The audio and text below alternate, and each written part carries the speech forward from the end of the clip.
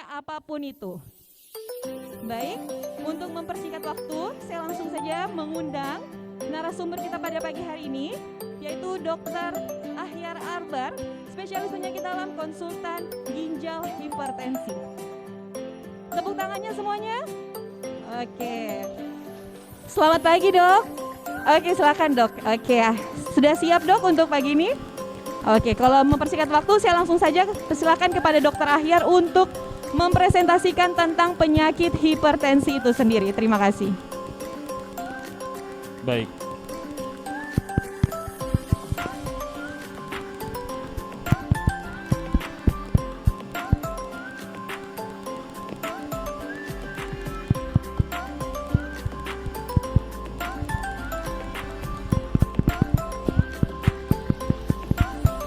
Baik, terima kasih Dr.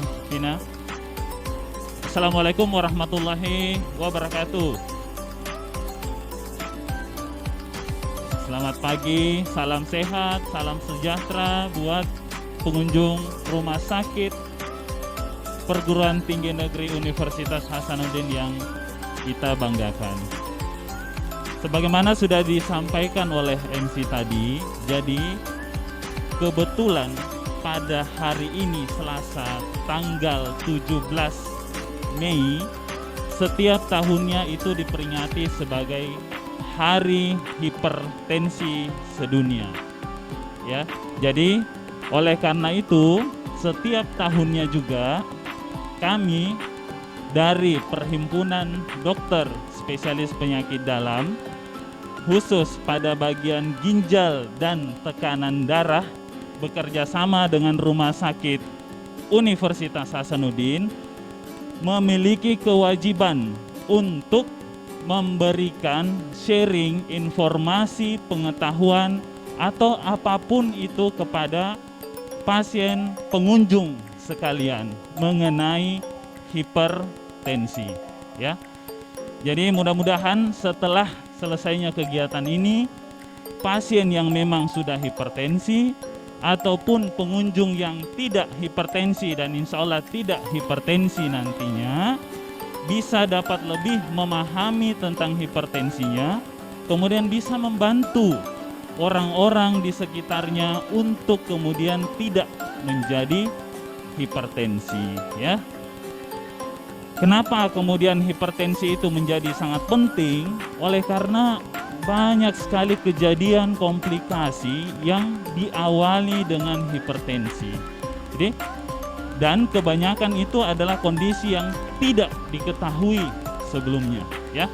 Oleh karena itu, kita akan banyak berbicara tentang hipertensi dan saya antar pengunjung sekalian dulu untuk mengenali hipertensi itu apa. Ada istilah tak kenal maka tak sayang. Tidak kenal maka kita tidak tahu apa itu hipertensi. Mungkin kita cuma kadang dengar, oh hipertensi itu tekanan darahnya tinggi. Oh hipertensi itu sakit kepala. Oh hipertensi itu tegang bagian tengkuk, ya. Apakah seperti itu?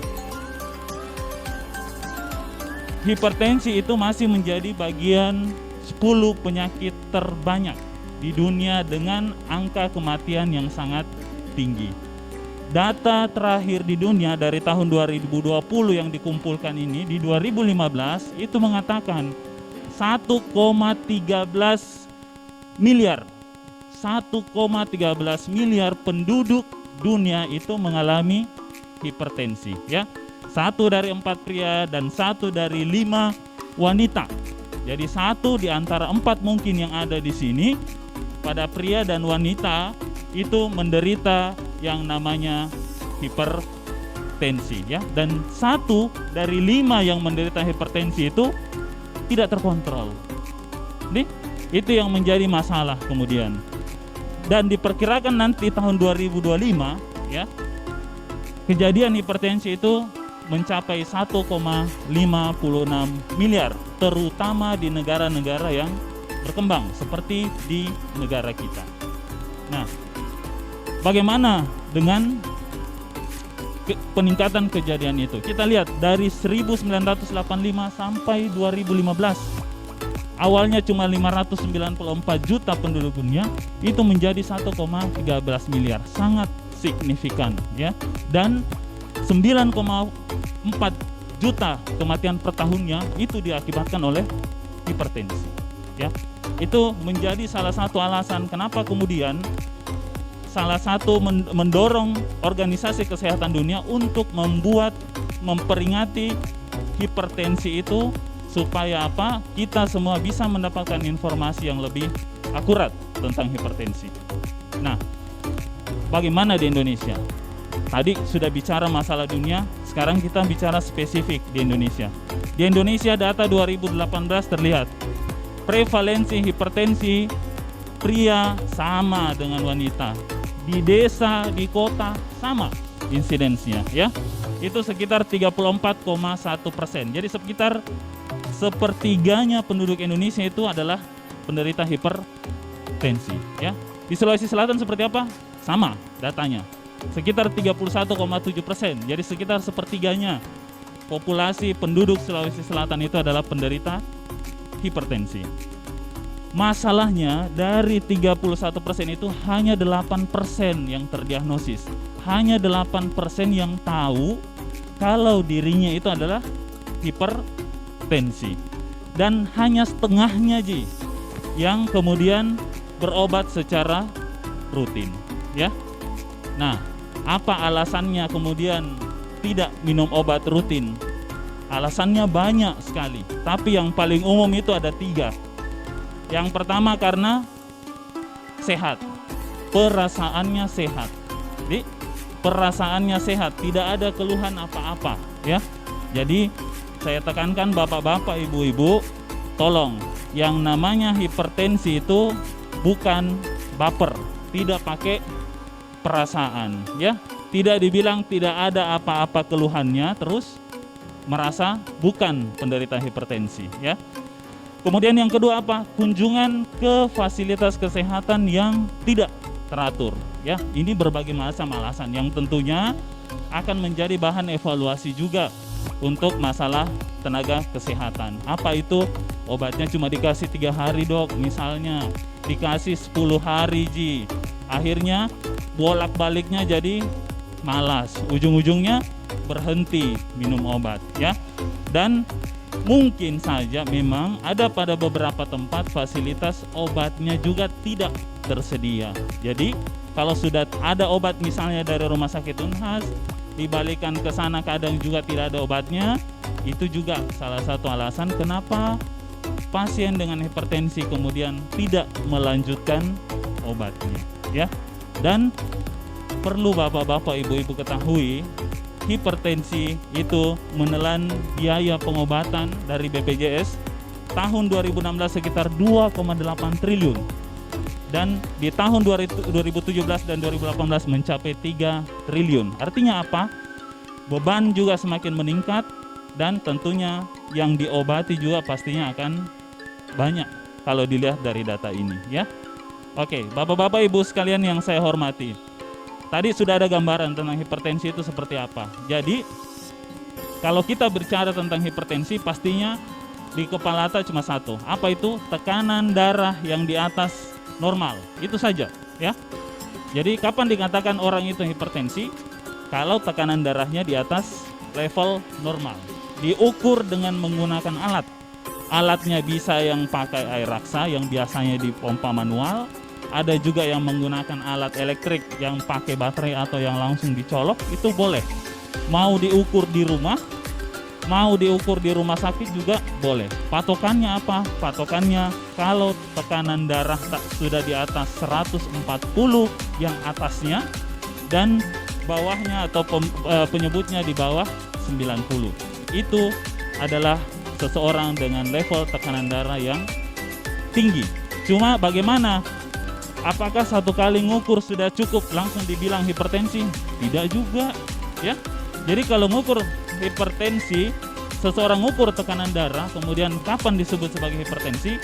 Kalau tekanan darah rata-ratanya di atas 140-90 dari 3 kali pemeriksaan. Ingat, 3 kali diperiksa dengan selang 1 sampai 2 menit.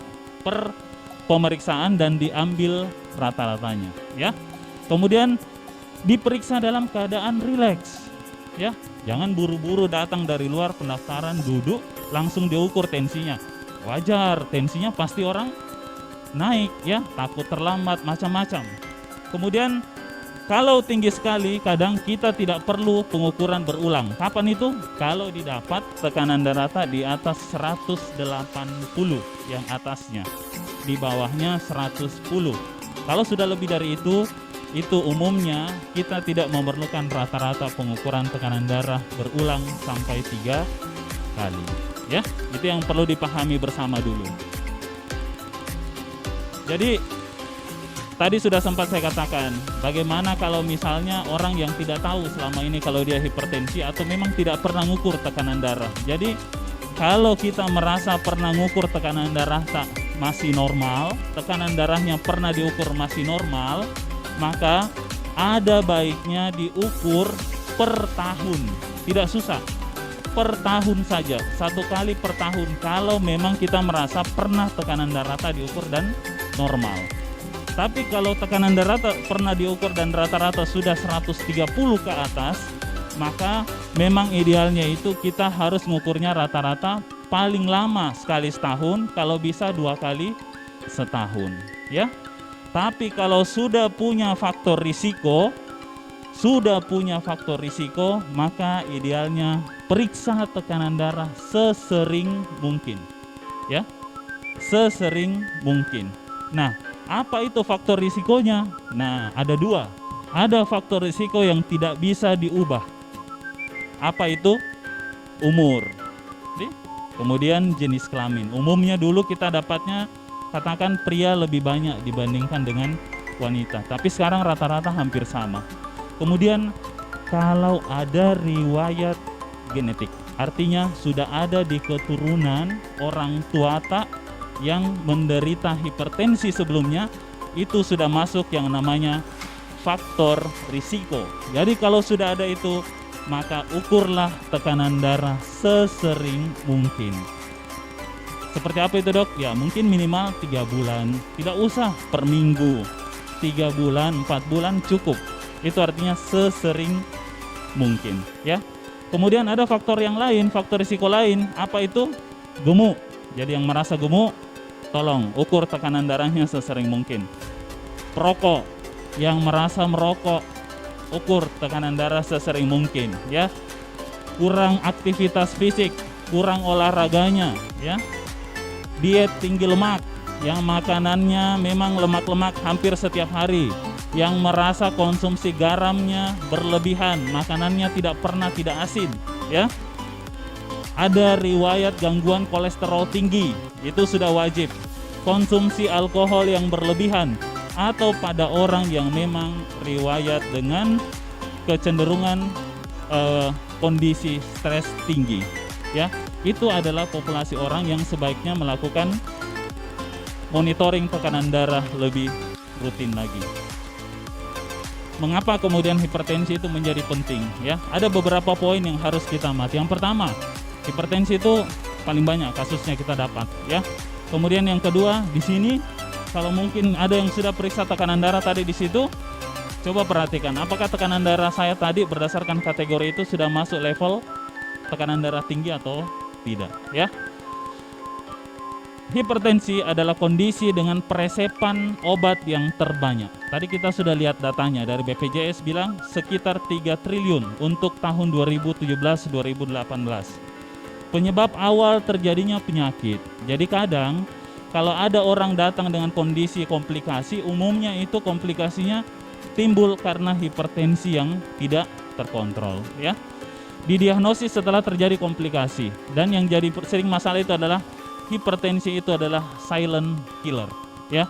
Tidak ada gejala tiba-tiba meninggal, tidak ada masalah tiba-tiba meninggal, merasa sehat, tidak pernah monitoring tekanan darah tiba-tiba meninggal. Itulah yang kita kenal sebagai silent killer ya. Masalahnya lagi, hipertensi itu deteksinya mudah ya. Cukup seperti itu, ngukur tekanan darah, duduk di situ, duduk santai, ngukur tekanan darah 3 kali, itu sudah kita bisa tahu kita ini hipertensi atau bukan. panduan terapi sudah dibuat, baik organisasi kesehatan dunia, nasional di Indonesia itu ada panduannya ya untuk masalah pengobatan.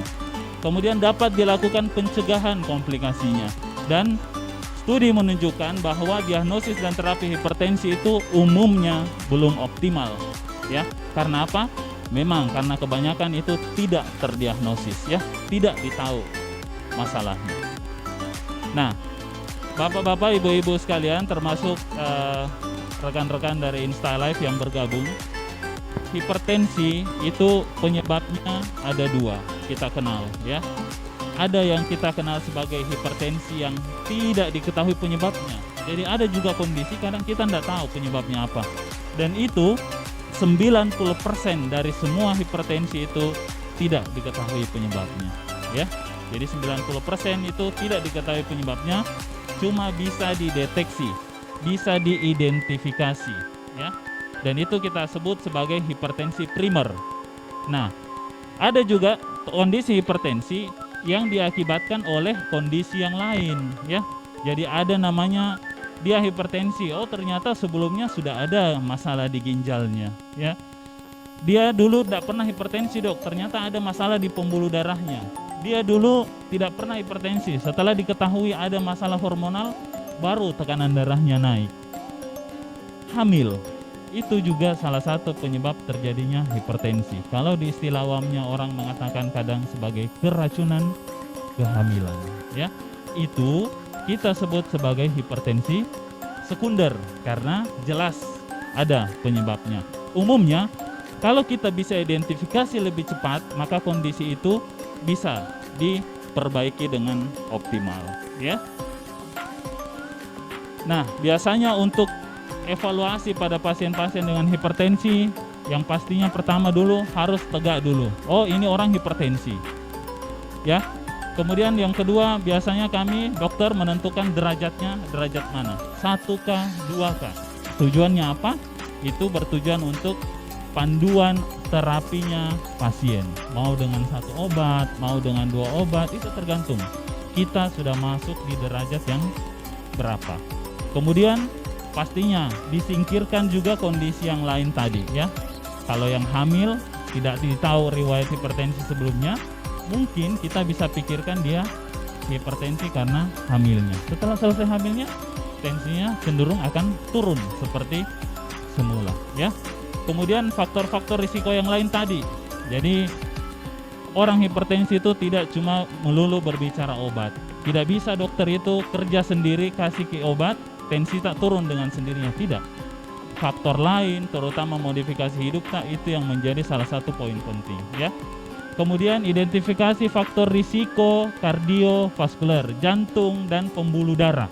Karena itu yang menjadi salah satu komplikasi yang menakutkan dan kadang mengakibatkan kematian mendadak pada pasien-pasien dengan hipertensi lama ya.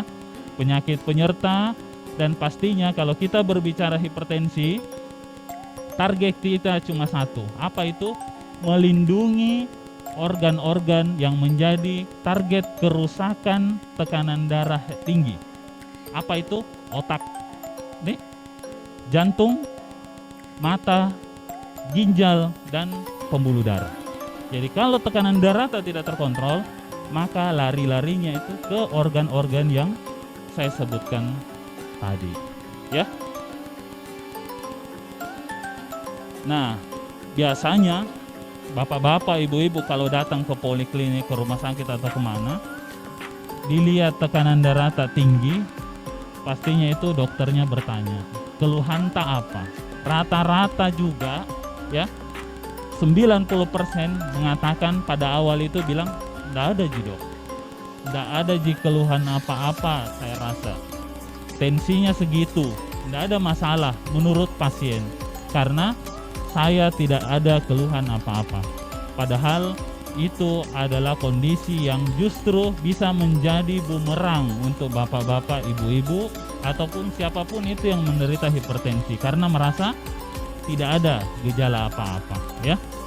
Umumnya gejala yang ada itu paling banyak datang dengan keluhan sakit kepala, rasa tegang di daerah tengkuk ya. Itu yang paling banyak. Itu umumnya kalau sudah disertai dengan kondisi penyakit lain atau level tekanan darahnya sudah tinggi, sangat tinggi.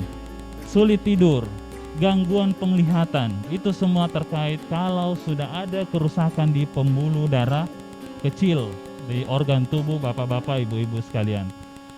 Sedangkan sisanya itu datang dengan gejala lain yang sudah disertai dengan komplikasi. Datang dengan sesak napas, datang dengan gangguan irama jantungnya. Jadi jantungnya menjadi sangat cepat atau menjadi tidak teratur, ya. Atau datang dengan perdarahan hidung, mual muntah, mungkin sudah disertai dengan gangguan ginjal, kelumpuhan, mungkin sudah disertai dengan komplikasi ke otak, ya, dan tidak sadar. Itu biasanya sih pasien datangnya ke rumah sakit umumnya itu pada kondisi-kondisi tersebut. Jarang yang datang baik-baik, kondisinya datang ke sini untuk check up. Umumnya itu pasti check upnya mungkin di puskesmas atau di mana. Cuma idealnya kalau sudah ada tekanan darah tak tinggi meskipun tanpa gejala, maka sangat dianjurkan untuk dilakukan monitoring secara berkala. Nah, ini yang saya katakan tadi. Jadi, komplikasinya hipertensi, kalau dibilang ya hipertensi saja, tensi tak yang tinggi, tapi larinya kemana-mana. Dan semua organ yang yang rusak akibat kondisi hipertensi itu adalah organ-organ vital semuanya. Otak, ya, jantung, ginjal, dan pembuluh darah termasuk mata, ya. Jadi semakin tidak terkontrol, maka organ itu juga akan semakin cepat mengalami kerusakan. Semakin tinggi tensinya semakin cepat rusak, semakin lama dia tekanan darahnya tinggi semakin rusak, ya. Dan ingat, kerusakan itu kadang tidak bisa dikembalikan seperti semula. Kadang pasien bilang, "Dok, jantungku besar." Bisa enggak kalau misalnya jantung saya besar karena hipertensi lama itu bisa kembali? Umumnya, jujur kita mengatakan itu tidak bisa kembali. Maka preventif atau pencegahan itulah yang menjadi kuncinya supaya kita tidak mengalami kondisi-kondisi seperti itu. Nah, tadi sudah sempat ada mungkin beberapa yang sempat mengukur tekanan darah. Bagaimana cara mengukur tekanan darah? Sebelum orang diukur tekanan darahnya, ada persiapan pasien dan ada persiapan untuk cara pengukuran, ya.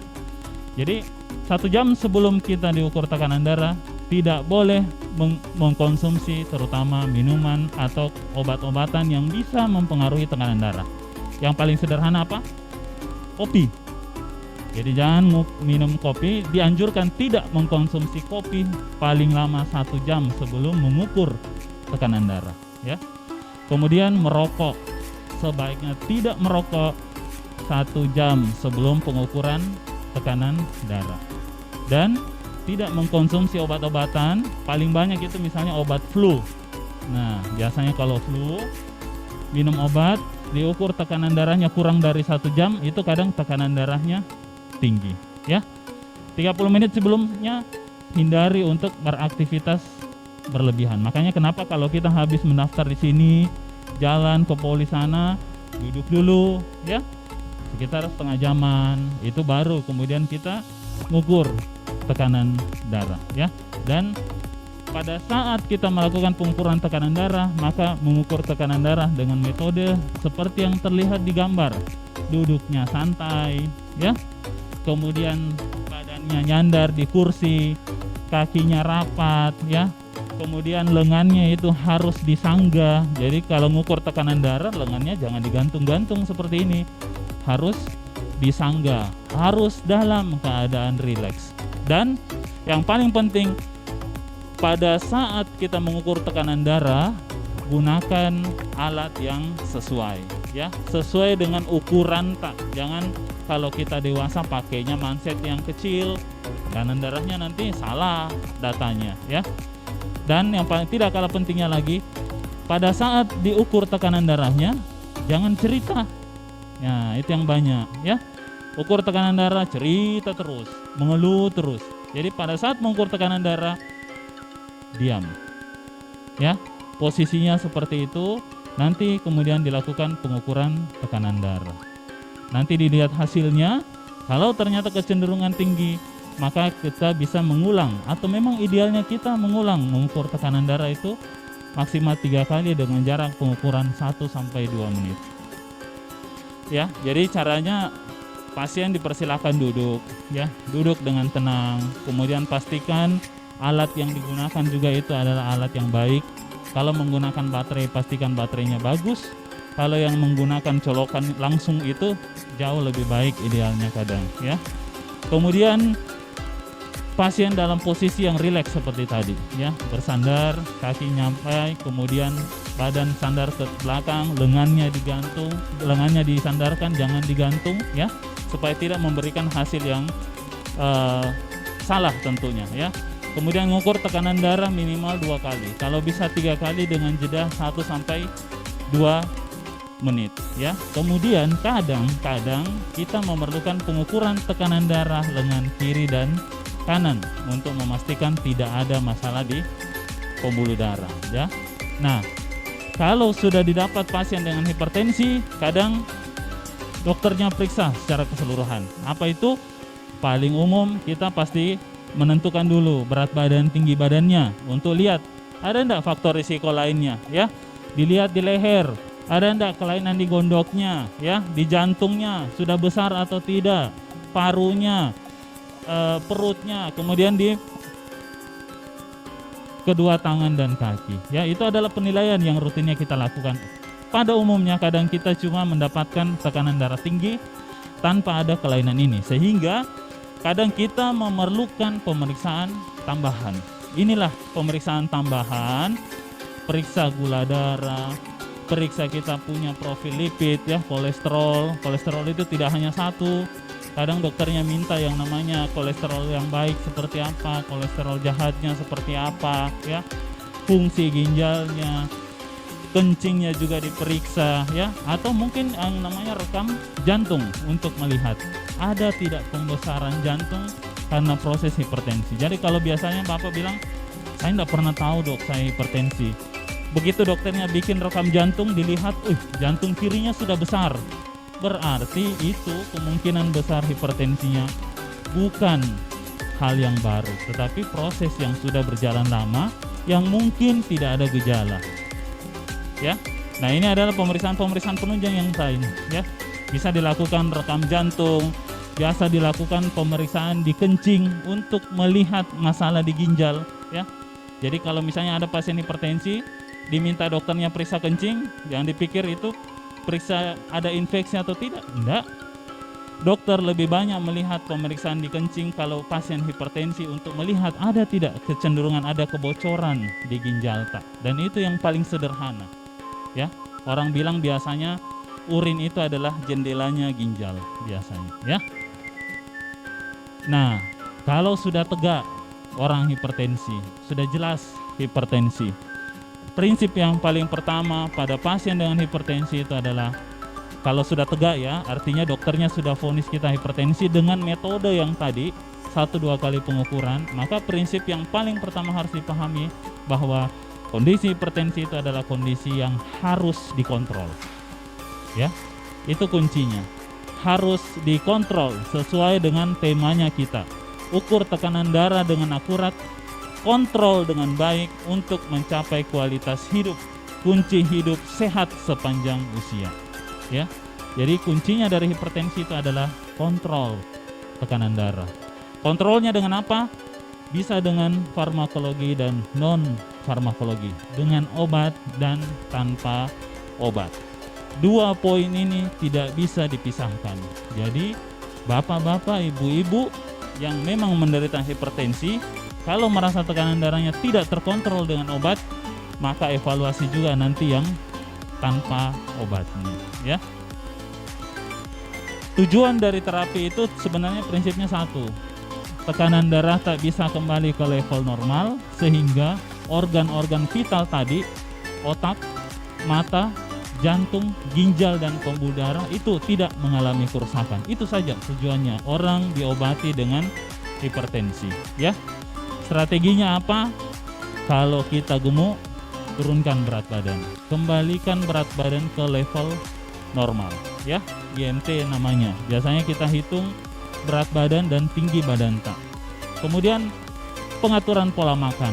Nah, pengaturan pola makan yang dimaksud di situ adalah poin pertama, perbanyak makan sayur dan buah. Ya, karena di sayur dan buah itu ada namanya kandungan elektrolit kalium. Dan kalium itu sangat membantu mengontrol tekanan darah, ya. Kemudian kurangi makanan yang berlemak. Kurangi. Ingat bahasanya dokter itu kurangi, bukan dilarang. Kurangi. Kurangi itu artinya apa? Boleh tapi dengan batasan, ya. Kurangi konsumsi garam. Saya ingatkan lagi, kurangi konsumsi garam. Tapi kalau ada pasien juga bilang, "Dok, saya tidak mau makan garam." Lebih bagus lagi. Cuma kadang garam itu adalah komponen yang juga kita butuhkan untuk hidup, ya. Jadi kalau ada orang kekurangan garam itu cenderung juga kadang dia tekanan darahnya turun, lemas, apa segala, ya. Jadi memang tetap kita butuhkan, tapi asupannya dibatasi, ya. Hindari minum alkohol. Kemudian apalagi? Olahraga, ya. Olahraga teratur 30 menit per hari. Tidak bisa tiap hari, Dok, saya sibuk. Oke, 4 kali saja selama 1 minggu. Tidak usah setiap hari, tidak ada masalah, tapi idealnya itu 4 kali per minggu. 4 kali per minggu cuma 30 menit. Apa yang bisa dibikin? Jalan saja keliling kompleks, ya. Berenang kalau memang punya kolam renang sendiri, bersepeda santai, ya. Itu cukup untuk kita lakukan. Dan berhenti merokok serta kelola stres, ya. Kelola stres. Kalau hindari stres agak susah. Karena stresor pasti ada selama orang hidup. Tapi sejauh mana kita bisa mengelola stres itu supaya kita tidak berpengaruh terhadap level tekanan darahnya, ya. Kenapa antara pengelolaan makan, olahraga, dan kebiasaan lain harus dicampur dengan farmakologi atau dengan obat? Data menunjukkan bahwa kalau kita cuma bikin yang namanya penurunan berat badan, perencanaan makan tadi, ya, makan-makannya diatur, garamnya dibatasi, alkohol dibatasi, lakukan olahraga, ternyata tekanan darah itu bisa turun sampai 20, maksimal yang atasnya. Kemudian bawahnya bisa sampai turun 10. Ya, artinya apa? Kalau kita bikin yang non farmakologi tadi, maka tentunya sangat membantu tekanan darah bisa turun sehingga obat juga tidak terlalu banyak digunakan. Itu keuntungannya, ya. Jadi jangan cuma mengandalkan obat dari dokter. Karena terkait hipertensi kita harus kerjasama. Dokter, pasien, dokter, pasien. Tidak bisa dokternya jalan sendiri. Tidak bisa pasiennya jalan sendiri. Harus sama-sama, ya. Ada yang tidak dimengerti, tanya sama dokternya, ya. Kemudian kenapa harus diturunkan? Tadi sesuai kita bicara di awal, karena kalau kita turunkan tekanan darah yang atas itu sampai 5, itu risiko kejadian stroke-nya bisa turun sampai 14%. 14% itu lumayan besar. Risiko kejadian masalah jantungnya bisa turun sampai 9%. Ya. Dan secara umumnya untuk stroke, kejadian masalah jantung itu bisa turun sampai 40-50%.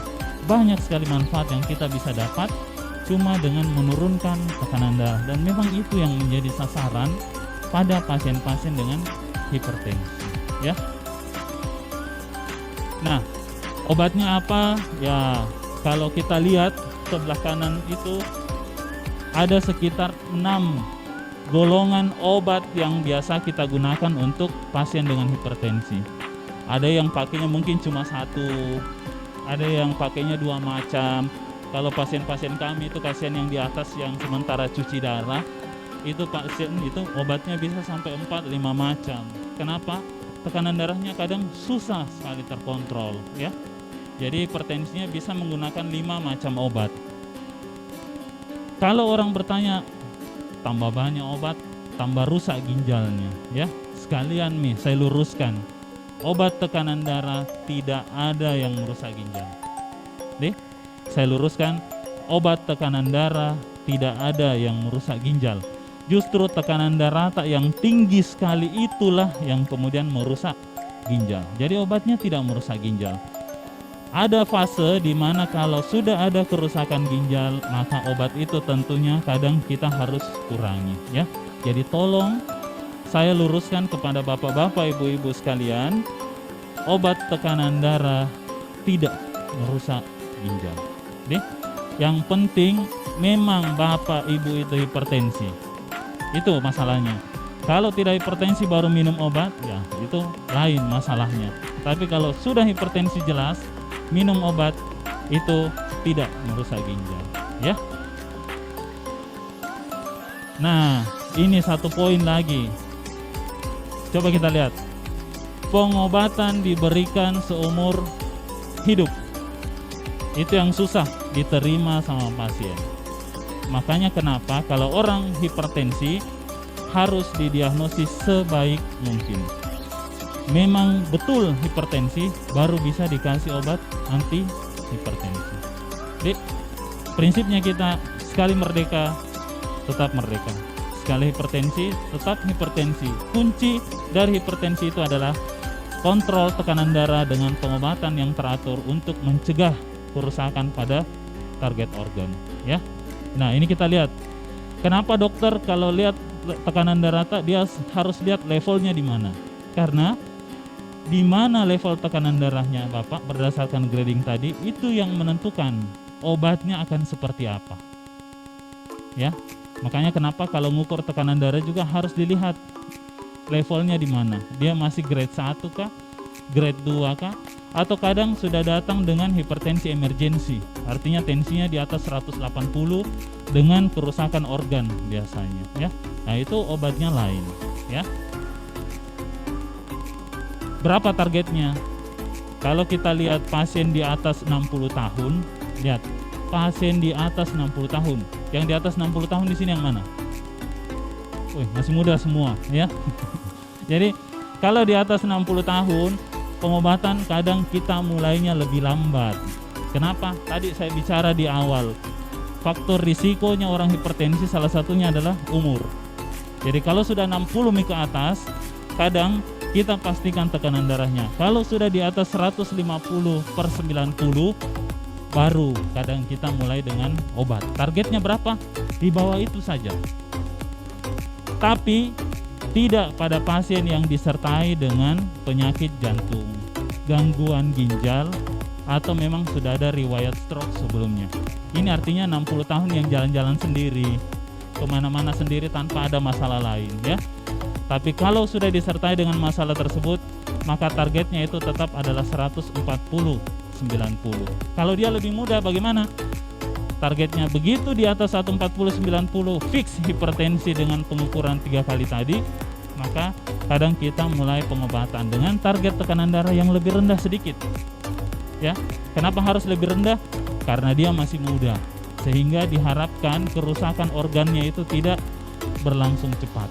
Ya, makanya kita lakukan pengukuran tekanan darah itu secara monitoring, secara berkala untuk mencapai target itu supaya tidak terjadi kerusakan pada target organ, ya. Nah, ini tips kontrol hipertensi. Jadi mulai pertama tahu dulu tensi kita berapa, ya. Kita masuk kelompok apa? Hipertensi kah? Belum hipertensi kah? Atau mau-mau hipertensi, ya. Kemudian kalau kita masih normal, masih pada kondisi level tekanan darah yang baik-baik saja, maka tentunya kontrol secara teratur. Kalau kita prehipertensi, lebih giat lagi kontrol. Kalau kita pasien hipertensi, pastinya harus kontrol rutin, ya. Kemudian tekanan darah yang tidak terkontrol akan mengakibatkan komplikasi, ya. Prinsipnya itu adalah kontrol tekanan darah, ukur secara akurat, ya. Kemudian identifikasi, lakukan monitoring supaya kualitas hidup tak jauh lebih baik, ya. Sehingga di panduan itu kita mengenal istilah patuh dan cerdik untuk hipertensi. Apa itu? Patuh, P itu adalah periksa secara rutin, kontrol, ya, seperti yang saya katakan tadi. Kalau tidak bisa per 6 bulan, sekali setahun untuk orang-orang yang normal, tidak susah, ya. Kemudian atasi penyakit dengan pengobatan yang tepat dan teratur. Kalau dikasih obat 1 bulan, minum teratur 1 bulan. Jangan di skip, jangan dikasih lepas-lepas ya. Kemudian tetap diet dengan gizi seimbang. Kenapa? Tidak bisa jalan sendiri tuh obat tanpa bantuan dari pengaturan pola makannya bapak-bapak, ibu-ibu. Aktivitas fisik seperti yang saya katakan tadi, olahraga. Tidak bisa setiap hari, minimal 4 kali seminggu ya. Kemudian hindari asap rokok, alkohol, dan zat karsinogenik yang bakar-bakar lainnya ya. Kemudian cerdik, yang pertama adalah cek kesehatan secara rutin ya. Kemudian enyahkan asap rokok, hindari yang merokok, kalau bisa berhenti, usahakan berhenti. Kemudian diet secara seimbang ya, istirahat yang cukup, dan kelola stres secara optimal untuk memberikan hasil kontrol yang lebih baik ya. Nah, sebagai akhir dari sosialisasi kami bahwa kejadian hipertensi yang semakin meningkat akan mengakibatkan risiko komplikasi dan risiko kematian juga yang semakin tinggi. Tata laksana tidak hanya dari farmakologi dari dokter, tapi butuh bantuan terapi tata laksana non farmakologi dari bapak-bapak, ibu-ibu sekalian. Dan ukur tekanan darah secara akurat dengan metode tadi, kontrol dengan baik, itulah yang akan menjadi kunci hidup sehat secara optimal sepanjang usia pada pasien-pasien dengan hipertensi. Mungkin sekian yang saya bisa sampaikan, lebih dan kurangnya mohon dimaafkan. Billahi taufik wal hidayah. Assalamualaikum warahmatullahi wabarakatuh. Wah, luar biasa ya penjelasan Dokter Ahyar. Ayo sini dok, kita bersama-sama, siapa tahu dari pengunjung pada Rumah Sakit UNAS yang hari ini tentunya menyaksikan dan mendengarkan secara langsung penjelasan tentang hipertensi dari Dokter Ahyar. Saya buka dulu beberapa mungkin pertanyaan sebelum kita berbincang-bincang lebih lanjut bersama narasumber. Pada bapak-bapak ada yang ingin ditanyakan? Mungkin ibu ada yang mau bertanya? Oh ya, silakan.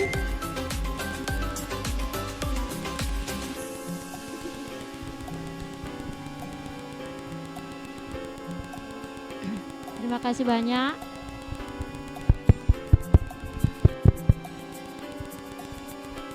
Assalamualaikum warahmatullahi wabarakatuh. Perkenalkan, nama saya Ibu Hijrawati, pasien HD. Ada yang ingin saya tanyakan dok terkait dengan diri saya sendiri. Mungkin juga ada beberapa orang di sini. Dokter kan sudah tadi memaparkan tentang hipertensi. Tapi ini yang saya mau tanyakan ini adalah kebalikannya, hipotensi. Gimana caranya? Saya kan hipotensi dok. Setiap HD 100 tensinya, biasa kadang turun 90. Kira-kira bagaimana cara saya mengatasi itu dok? Terima kasih banyak. Assalamualaikum warahmatullahi wabarakatuh. Oke, ibu siapa bu namanya? Terima kasih banyak pertanyaannya nih Hijrawati. Ini sangat-sangat menyimak ya. Dia bertanya tentang hipotensi itu seperti apa. Dan langsung saja saya persilakan kepada Dokter Ahyar. Iya, Dokter Ibu Hijrawati ya. Jadi Ibu Hijrawati pasien HD reguler. HD reguler itu istilah awamnya kita bilang cuci darah secara rutin ya. Memang kecenderungan pasien cuci darah itu tensinya lebih banyak yang tidak terkontrol ya. Cuma ada beberapa yang tensinya kadang masih normal atau malah cenderung sering jatuh.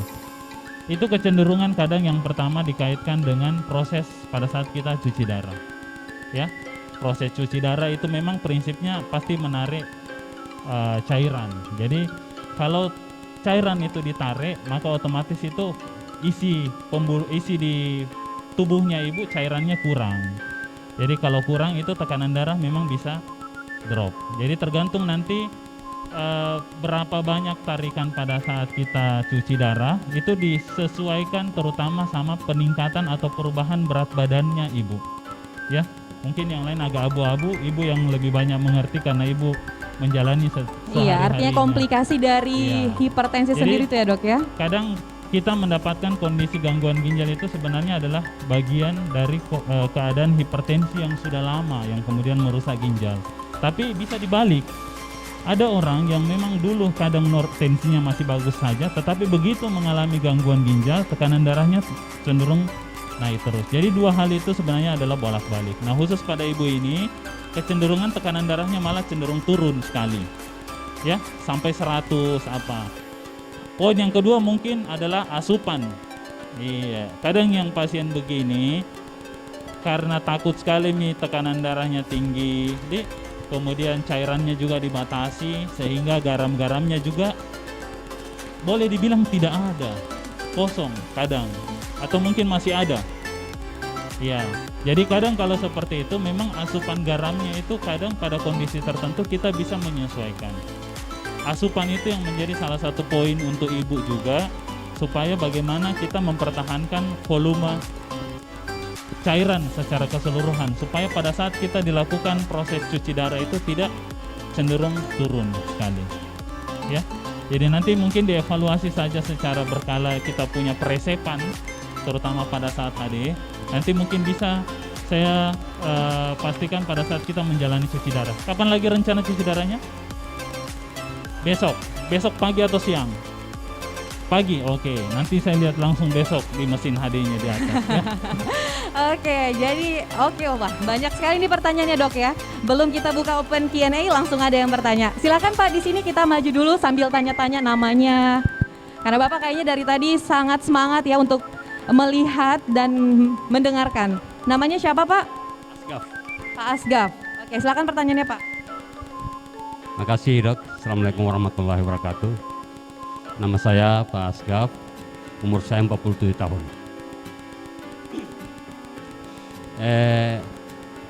Saya sebenarnya salah satu orang yang cukup aktif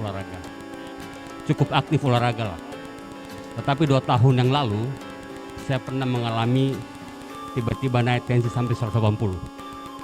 Itu ketika saya sedang mengendarai mobil dan saya ada acara di sebuah tempat Bintek gitu ya. Tiba-tiba dalam perjalanan saya tiba-tiba merasakan kaki saya dingin, naik sampai kepala, dan saya berhenti tahan motor ke rumah sakit. Sampai rumah sakit saya memang oleng dan setelah tensi saya 180. Saya lupa pernah 2 tahun lalu itu. Iya. Kemudian saya sakit. Situasi waktu itu saya tensi tidak pernah stabil lah. 40, 160, dan sampai pada titik cemas, sehingga saya harus dirawat di sebuah rumah sakit di tempat saya dan harus menurutin obat kurang lebih 2 tahun, dan sampai hari ini saya masih menggunakan obat itu, tetapi sudah mulai dikurangi ya. Pertanyaannya, apa yang menyebabkan hal ini terjadi? Itu pertama. Kedua, saya merasakan memang sampai hari ini situasi kondisi saya masih belum cukup sehat, meskipun saya sudah kembali aktif berolahraga. Ya. Terakhir kemarin saya tensi di rumah sakit ini 140. Begitu dok. Makasih.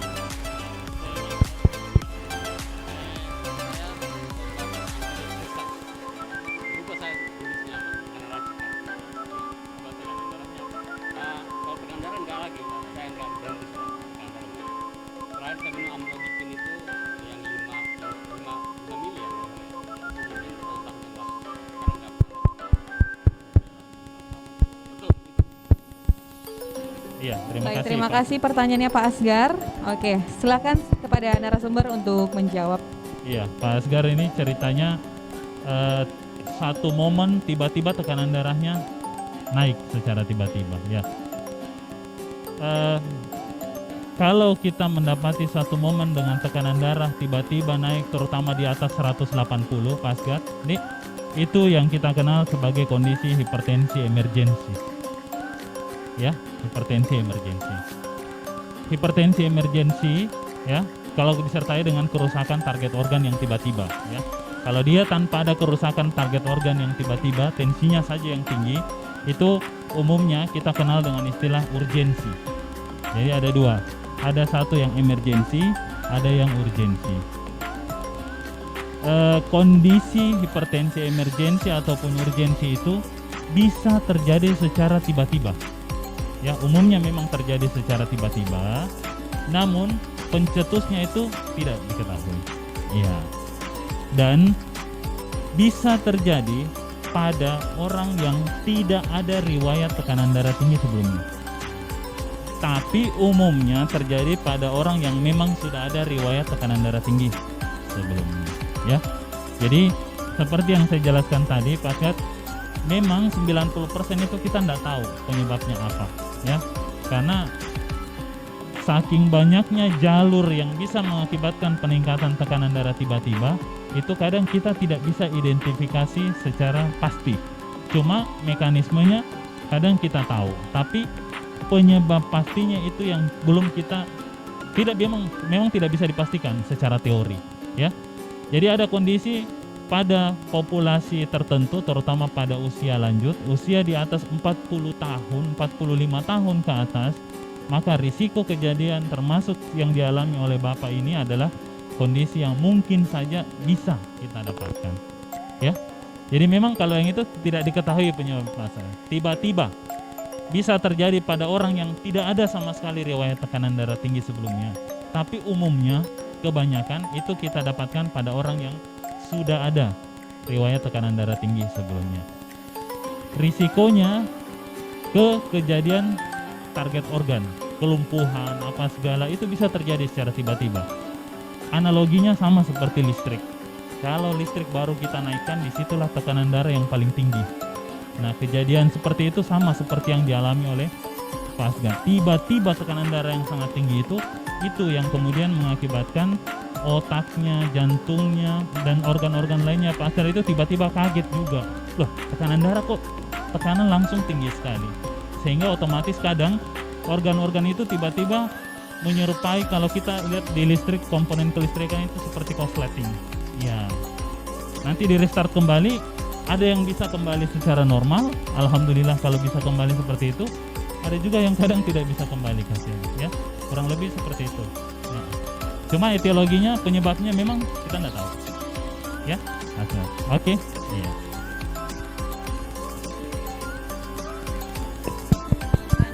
Yang luar biasa. Dan sebenarnya Dok ya, waktu kita sangat singkat dan pasti semua peserta dan para pengunjung Rumah Sakit Unhas ini ingin bertanya nih Dok ya. Dan karena waktu yang sangat mepet, mungkin ini pertanyaan terakhir nih Dok, karena banyak mitos dan fakta yang beredar di luar sana Dok. Pertanyaannya ini Dok, apakah memang kita tidak perlu mengkonsumsi obat-obat medis, tapi cukup mengkonsumsi bawang putih itu dapat menurunkan tekanan darah? Itu seperti apa Dok? Pandangan dokter terhadap statement masyarakat mengenai hal tersebut. Iya, baik. Kalau kita berbicara tentang mitos dan fakta, mitos banyak ya, salah satunya itu yang ditanyakan oleh Dokter Vina. Konsumsi bawang putih cukup untuk menurunkan tekanan darah tanpa obat. Komponen di bawang putih itu memang secara ilmiah ada yang dapat menurunkan tekanan darah. Tapi ingat yang kita bahasakan tadi, kalau dia dimasukkan dalam komponen terapi, maka dia termasuk sebenarnya pada terapi konsep non farmakologi, ya. Tapi farmakologinya tetap jalan. Makanya kenapa konsepnya tadi kita Hari Hipertensi Sedunia ini menekankan kepada bapak-bapak, ibu-ibu sekalian bahwa kerjasama dokter dan pasien itu sangat penting. Kami dari tata laksana farmakologi, non farmakologinya mungkin tetap kami berikan, ya, termasuk kalau mau konsumsi yang begitu-begitu tidak ada masalah, ya, karena memang secara ilmiah ada buktinya, cuma belum bisa dipublikasikan secara luas oleh karena memang datanya belum cukup dikatakan sebagai suatu bentuk penelitian yang bisa diterima. Tetapi memang komponennya ada, termasuk kalau mau konsumsi yang orang bilang timun boleh, cuma seberapa banyak dia bisa menurunkan tekanan darah. Pastinya kalau kita disuruh makan bawang putih sebanyak ini dengan obat segini, pilih yang mana kira-kira? Mau bawang putih yang sebanyak begini 1 liter atau dengan obat yang satu macam, ya? Ya, kurang lebih seperti itu. Ya, jadi mitos itu mungkin benar adanya ya Dok ya, namun belum evidence based terbukti secara pasti. Jadi mungkin mitos dari sekian banyak ini sudah terpecahkan ya Dok ya. Dan untuk waktunya yang cukup singkat, mungkin kesan dan pesan untuk seluruh masyarakat terkait hipertensi sedunia ini, Dok? Silakan, Dok. Iya, hari ini adalah Hari Hipertensi Sedunia 17 Mei 2022. Pesan kami mewakili dari Perhimpunan Dokter Spesialis Penyakit Dalam, Seminatan Ginjal dan Hipertensi, bekerja sama dengan Rumah Sakit Universitas Hasanuddin, memberikan himbauan kepada masyarakat sekalian, bapak-bapak, ibu-ibu, baik yang sudah menderita hipertensi atau memang yang tidak menderita hipertensi namun memiliki keluarga atau siapapun yang menderita hipertensi, maka ukur tekanan darah secara akurat, ya, kontrol dengan baik, itu akan menjadi kunci hidup sehat sepanjang usia. Jadi harapan kami adalah bapak-bapak, ibu-ibu dapat membantu kami dokter-dokter untuk memberikan informasi yang akurat kepada keluarga atau siapapun itu yang terkait mengenai masalah hipertensi. Sekali lagi tepuk tangannya mana semuanya? Terima kasih Wah, banyak. luar biasa. Terima kasih atas waktunya, Dok. Dan akhir kata, kami pamit undur diri. Mohon maaf jika ada kesalahan. Dan buat yang ingin bertanya, dan masih ada tentunya di Polik Penyakit Dalam ya, Dok ya. Langsung saja ketika ada keluhan dan terjadi peningkatan tekanan darah, jangan lupa konsultasi ke spesialis penyakit dalam. Baik, saya Safina Akbar pamit undur diri. Assalamualaikum warahmatullahi wabarakatuh dan selamat siang.